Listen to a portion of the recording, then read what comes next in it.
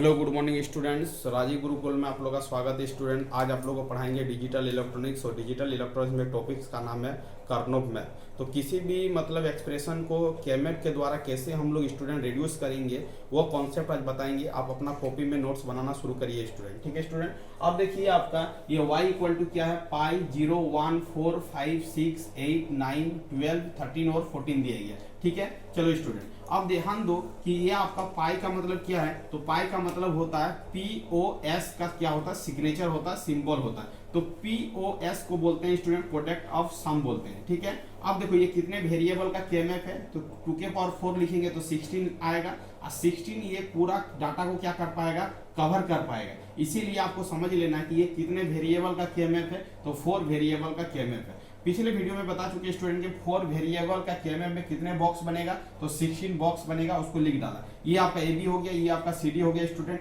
ये आपका 0 0 हो गया, 0 1 1 1 1 0 हो गया, 0 0 0 1 1 1 1 0 हो गया स्टूडेंट। ठीक है, अब चीजों को समझना है कि आपका यदि POS फॉर्मेट में रहेगा तो जहां पर 0 रहेगा वहां पर सिंपल A लिखेंगे और जहां पर आपका 1 रहेगा A कंप्लीमेंट लिखेंगे। इसका मतलब सीधी भाषा में समझना स्टूडेंट कि यदि A का प्लेस में 0 है तो सिंपल A लिखेंगे और यदि A का प्लेस में 1 है तो A का कंप्लीमेंट से उसको क्या करेंगे, नोटिफिकेशन करेंगे। ये आपको बारीकी से क्या करना है, ध्यान देना है। ठीक है, क्योंकि आपका फॉर्मेट है POS फॉर्मेट, क्योंकि SOP में इसका उल्टा हो रहा था। 0 जहां था वहां पर कंप्लीमेंट से शो कर रहे थे और जहां पर 1 था उसमें विदाउट कंप्लीमेंट शो कर रहे थे। बट यहाँ पर क्या होगा स्टूडेंट, जस्ट अपोजिट होगा। चलो बात करते हैं, यहाँ पर आप समझते हैं स्टूडेंट। यहाँ पर 0 है, A के प्लेस में 0 है तो आपको A लिखना है, और B के प्लेस में क्या है, 0 है तो B लिखना है। बट आपको क्या करना है स्टूडेंट, POS है तो प्रोडक्ट ऑफ सम, पहले क्या करना है, सम करना है, उसके बाद प्रोडक्ट आएगा। इसका मतलब ये बॉक्स का जो ये जो स्ट्रक्चर है इसको हम लोग A प्लस B लिखेंगे। इस स्ट्रक्चर को क्या लिख सकते हैं स्टूडेंट, A प्लस क्या लिख सकते हैं हम लोग, B का कैप लिख सकते हैं। इस स्ट्रक्चर को क्या लिखेंगे स्टूडेंट, A कैप, और क्या लिखेंगे आपको,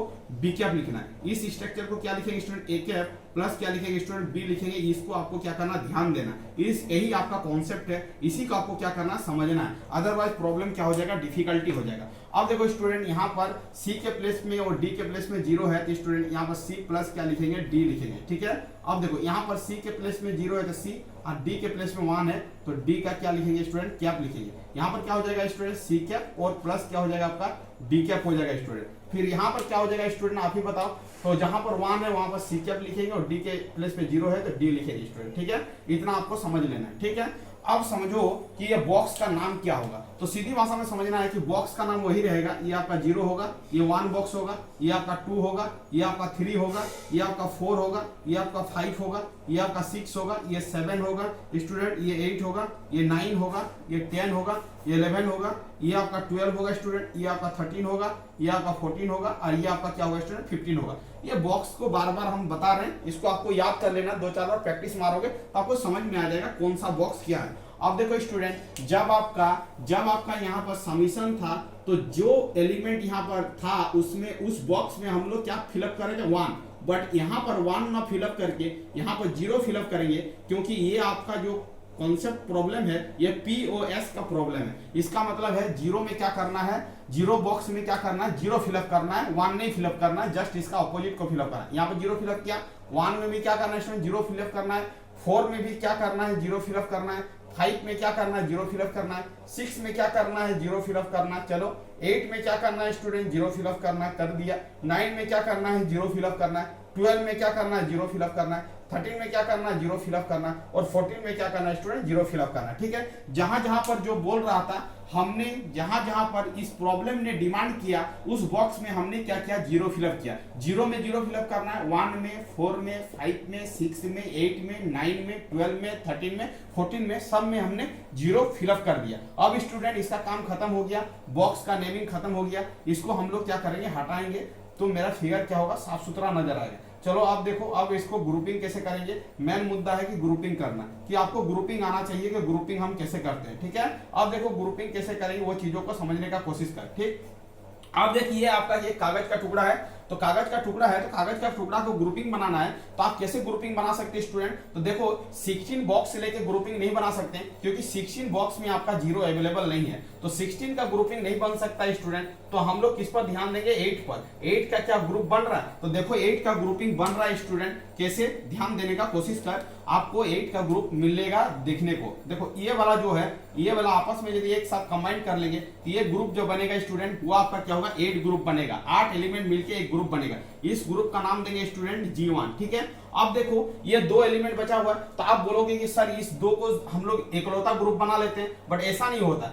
पहले 16 का प्रोबेबिलिटी होगा, उसके बाद 8 का होगा, उसके बाद आपका 4 का होगा, उसके बाद आपका 2 का होगा, और 2 का भी नहीं बन पाएगा तब जाके स्टूडेंट 1 का ग्रुपिंग बनाएंगे। तो ये कॉन्सेप्ट को ध्यान देना है बार बार। अब देखो 2 का ग्रुपिंग बना सकते हैं, बट 2 का ग्रुपिंग बना दोगे तो आपका प्रॉब्लम का आंसर क्या हो जाएगा, रॉन्ग हो जाएगा, क्योंकि 2 का ग्रुपिंग तो बना सकते हो, बट यहाँ पर 4 का भी ग्रुपिंग बन सकता है। कैसे, समझने का कोशिश, ये कागज का एक टुकड़ा है, इस कागज का टुकड़ा को इस एक्सिस के बराबर यदि आप फोल्ड करोगे, तो ये फोल्ड करोगे तो ये वाला एलिमेंट क्या होगा, इसके साथ क्या होगा, ग्रुपिंग बनाएगा, यस या नो। अब बताओ स्टूडेंट, इसका मतलब है कि ये 2 और ये 2 मिलके एक ग्रुप बनाएगा। उस ग्रुप का नाम हम लोग देंगे क्या स्टूडेंट, G2 नाम देंगे। क्या देंगे, G2 देंगे। चलो अब सब एलिमेंट का क्या हो गया, ग्रुपिंग बन गया।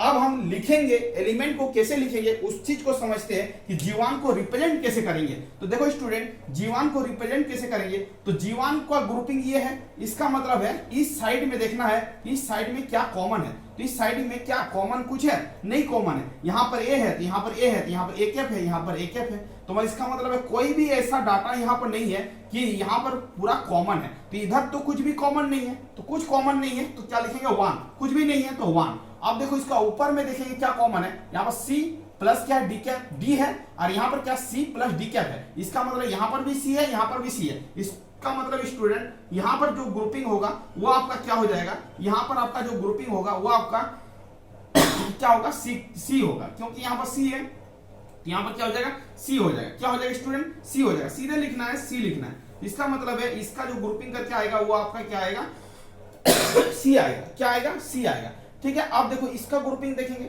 तो इस साइड का ग्रुपिंग देखेंगे तो यहाँ पर साइड में देखेंगे, क्योंकि ये 2 और ये 2 मिलकर ग्रुपिंग बना रहा।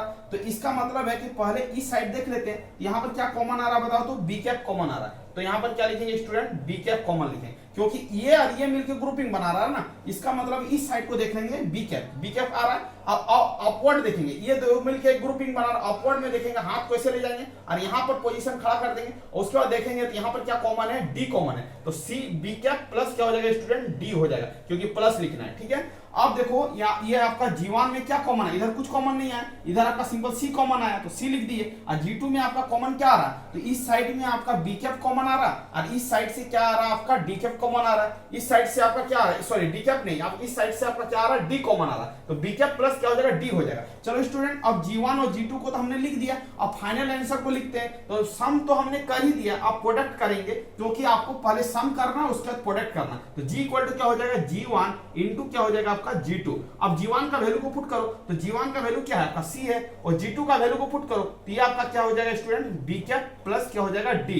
इसका मतलब आंसर हो जाएगा इस प्रॉब्लम का C bracket B cap plus क्या हो जाएगा स्टूडेंट, D हो जाएगा। तो ये कौन सा प्रॉब्लम है, तो इसका ये आपका जो प्रॉब्लम है स्टूडेंट वो आपका क्या POS फॉर्मेट का प्रॉब्लम है। POS फॉर्मेट का प्रॉब्लम रहेगा तो उसका नोटिफिकेशन होगा आपका पाई, क्योंकि ये पाई से नोटिफिकेशन है, इसलिए आपका POS फॉर्मेट का क्या है, प्रॉब्लम है। सबसे पहले सम करना, उसके बाद आपस में क्या करना, प्रोडक्ट करना। इसका मतलब है ये प्रॉब्लम यदि दिया जाएगा स्टूडेंट तो आपको इसी तरह आपको क्या करना है, अपने एग्जाम कॉपी में लिखना है। तो ये आपका सॉल्यूशन हो गया स्टूडेंट। आप देख 2 बार प्रैक्टिस मारिए, आपको समझ में आएगा, ज्यादा डिफिकल्टी नहीं है। आपको ग्रुपिंग बनाने आना चाहिए, तो ग्रुपिंग तभी आएगा जब 1-2 बार आप अपने हाथों से ग्रुपिंग बनाओगे, देखोगे, यही प्रॉब्लम को अपने हाथ से बनाओ, उसके बाद देखो कि आपका आंसर सही आ रहा है कि नहीं आ रहा है, तो आपको समझ में आएगा student. Thank you student, video को यहाँ पर एंड करते हैं। यदि कोई चैनल में नया है तो चैनल को क्या करना है स्टूडेंट, सब्सक्राइब कर लेना। वंदे मातरम।